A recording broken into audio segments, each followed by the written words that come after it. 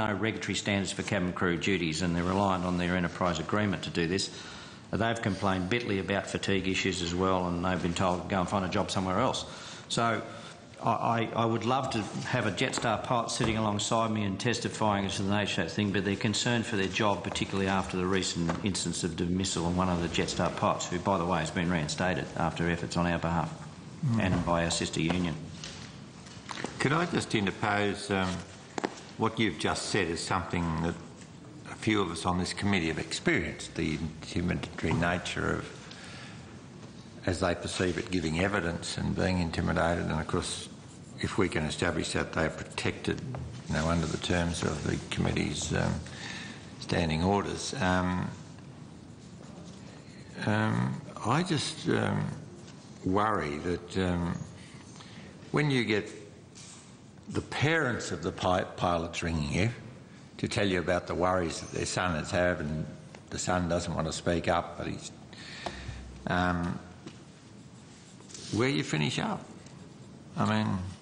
Well, I'd like to think, Senator, that's why we're sitting here facing each other, actually, so that people of serious intent can actually try and resolve these issues, and that's why I'm sitting in front of you. I have little fear for my career being near the end of it, and being a 380 captain of my airline. There's nowhere else I can go in my airline, and I'm worried about the junior pilots in the industry because of the culture that's being inculcated into those young people about just do the job, take this pay rate. If you want promotion, go and work in New Zealand or Singapore, and don't make waves or you won't get promoted. So, of course, they're not going to appear here. They're going to ring me up or send me an email or send you people an email and say, please solve the problems for us.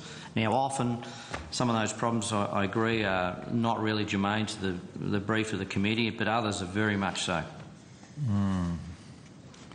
So we heard evidence this morning from Virgin, for instance, in the different treatment of the crew on the Melbourne to Bali flight. Return where I think it's Jetstar don't rest the cabin crew, but rest the pilot, and Virgin rests both. What troubles me is in maintaining competitiveness and using every known trick in the book, where it's all going to finish up. At some stage of the game, like the global food task, at some stage of the game people have got to understand the seriousness of the food task and what's in the fridge being more important than what's in the garage. But in the aircraft industry, we've really got to come to terms with maintaining national airlines, Australian-based airlines, at the same time being able to compete, which is in an uneven field, as it were, internationally, which is why Qantas finds it's very difficult to make a profit on the international routes, because they're competing against everyone from Garuda to God knows who. And it would be interesting for this committee to get evidence of just what they are competing against. At the same time, regardless of the competition, we need to maintain safe operating conditions. So it's a quandary. It is a quandary, and it gets back to your question about compliance. I think there's an argument for the regulatory reform system to be looked at and reformed, and not take 10 years to do it, and set some standards. And one of the things we'd like to see is set some regulatory standards for cabin crew, some basic flight time limitations and things that are viewed by the regulators as the minimum that you can do, so that we don't have tired cabin crew operating an aeroplane. Arguably, their role is principally a safety role, to ensure that in evacuation everyone gets out alive. It's not to serve tea and biscuits to the passengers, even though that's what they spend most of their time doing. We also like to have a review of the regulatory system to ensure that minimum standards are set for aviation all over, and in particular training. I know that could be viewed that Australian industry is pricing itself out of the market, and one of the airlines we've been talking about is trying to avoid, in my view, the regulatory framework in Australia. They're avoiding Australian workplace laws, they're avoiding paying superannuation, and they're avoiding paying tax. And so much so that we've written to the Minister of Workplace Relations and the Minister of Finance pointing out that we believe they've done that. Now, they're creating, I heard the word this morning, a virtual airline. They are creating a virtual airline. This is a foreign entity of an Australian-based airline? Absolutely. Yeah, Absolutely. We intend to call them. It's the McDonald's franchise of aviation, basically. So, in reference to your earlier comment. We haven't finished, obviously, with Jetstar and Qantas, but we are assembling the evidence to have called them back. Can I just go to... Sorry, can I just add something? In the argument about compliance, one of the things that struck me this morning was the fact that the Virgin approach underlined that compliance wasn't sufficient, and what you heard described was a situation where their target is well above it. The regulations which we have in place today were written in a background of that sort of attitude by airlines. On the other hand, we have plenty of, I think, evidence that's been read into the committee, and also certainly information that's been provided to us, that the lower cost the carrier, the more that compliance, minimum compliance, becomes their floor. That's their target. Now, the problem with that is the existing legislation never envisaged that. It always was written around reasonable people behaving reasonably. And I think that's part of the failure that certainly this committee needs to consider in its findings. I know a lot about the licensing regulations because I was involved in the writing of them. At the same time, That's from your time in CASA, is that right? Yes, when I was in CASA. In flight standards, I was in licensing and I was in standards development as well before I went to the field. I was also aware of when the industry exemption was written, and it was written in the 1990s. Now, sleep research and fatigue research in the 1990s is a very pale comparison to what it is in 2011, but nothing much has happened. And the other comment I'd like to make, if I can quickly, is just having a look at this document that you've presented us. It goes to the heart of another concern that I have, and in fact we mentioned in our paper of concerns, and that is that you can have the appearance of a good management structure and you can have the appearance of a good safety management system.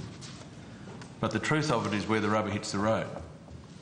And if you have a good system, then you don't get a lot of noise from the pilots.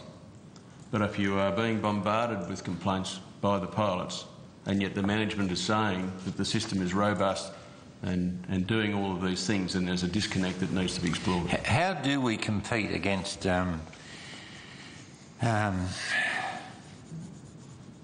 other than to impress upon supply with us and you're safe, which has to be, you know, probably we take it all for granted that they're all safe, but some airlines are safer than others. How do we compete against some of the less reliable, shall I say, overseas airlines? I mean, I don't want to name airlines, but obviously there are some that have reduced standards and they're fairly obvious. How do we compete against that?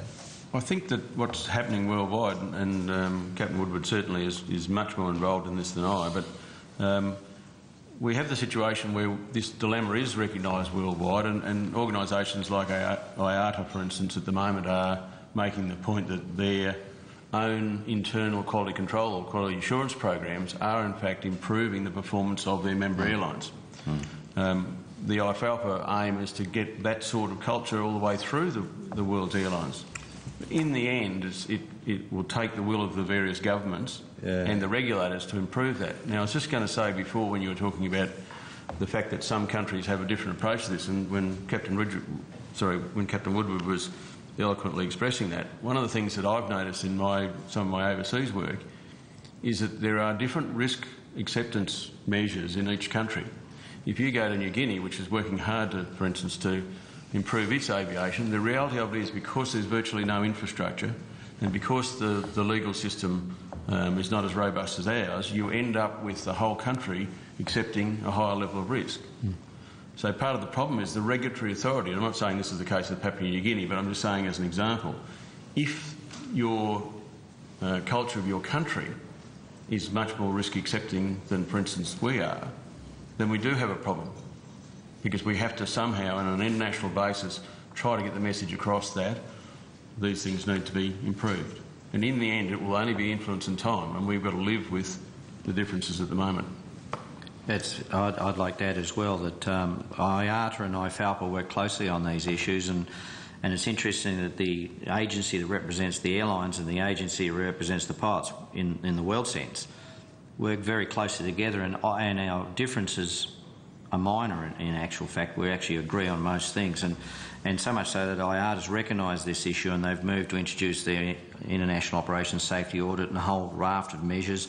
They're looking at training initiatives. It's called the ITQI. I heard the Virgin pilot incorrectly call it the ICAO Training Qualification Initiative. It's actually an IATA one. I'm a little concerned about where that's going because it's tending to be on evidence-based training, which is, to me, is an excuse that if there's no evidence, we won't train. So there's a chance it'll reduce the training yet again on the grounds that it's more targeted training. And I have no problems with targeted training, none whatsoever. I just want to make sure that there's a minimum standard is set. And when we work at ICAO, when we sit at the panel meetings in ICAO, we have regulatory authority people, we have ICAO people, we have IATA people and AIPA people, etc. And we're all working to a common safety concern. The issue they have, of course, in ICAO sense, is something we write as a standard or a recommended practice has to be written at a level that we know is going to be reasonably accepted by most regulatory governments and regulatory authorities around the world. Now, we have the knowing fact that half the countries, 49% odd, of the 192 states, 24% have limited capability to introduce that regulation and 25% have no capability. Some of these regulatory authorities are one person sitting in a room. So are we competing against these people that are sort of, as it were, ill-equipped or unequipped to have the international standards? I mean, I don't want to name airlines, but... Oh, we absolutely are. We're also competing with people who have a top-down view. You will do it just this way, you know, and there are some regimes in the world that are currently in turmoil, let's put it that way, that they just tell the people you'll fly this way, and there's no argument. And IFALPA, for instance, is not represented in that part of the world very well. And for that reason, they just won't entertain the fact that the pilots want a union, just full stop. And I'm cognizant of the fact that one of the airlines in that part of the world bought a 777-200LR, long-range aeroplane, go thousands and thousands and thousands of miles. It arguably would fly direct from Sydney to London. They didn't buy that with a crew rest facility. They told the pilots if you wanted to sleep, you just go and sleep in a seat. Now, that aeroplane can fly for 20 hours. So if any other Western airline built that aeroplane, would have bunks for the pilots. So doesn't that mean, though, in the end, the system is going to fail if we've got to compete against that? Well, I get back to what I said earlier. Unless the fares are, you know, unless there's a premium to fly safely and there's a recognised premium on who is safe to fly with, as it were. IATA just recently published a profitability paper, and I'm in possession of that, for their conference they just had in Singapore, and it's a damning indictment of the industry. If you read it as a business case, you wouldn't get into the industry. You'd go and do something else, and I heard you say that this morning. Yeah. You wouldn't. But the interesting thing about airlines is they have a multiplier effect in the country they're in, and I think that's well recognised by the government and the Senate, that for every 20 cents the airline gets, the rest of the tourism and, you know, taxes, etc., another 80 cents. So a lot of people are feeding off the airline, including the airports and all sorts of people, you know, the air service provider, you name it. So the airline is a huge multiplier in terms of income for the country. So they've got to stay there. The industry's got to stay viable. But IATA published a paper for 2050. This is what we'll be doing in 2050, and it was all rosy red. You know, this is going to be fantastic. But in reality, we're going to have a wild roller coaster ride of airline failures and airlines doing really well. They regularly lose more money in a 3-year period than they ever made in the entire history of aviation. So, like, not to put too fine a point on it, would there be airlines or companies that do a cost-benefit analysis that says an occasional hole in the ground on a cost-benefit analysis is okay? I mean, we are charged with finding a solution to what are the legitimate concerns of a lot of people, and there's a lot of Jetstar pilots, we agree, that are really concerned.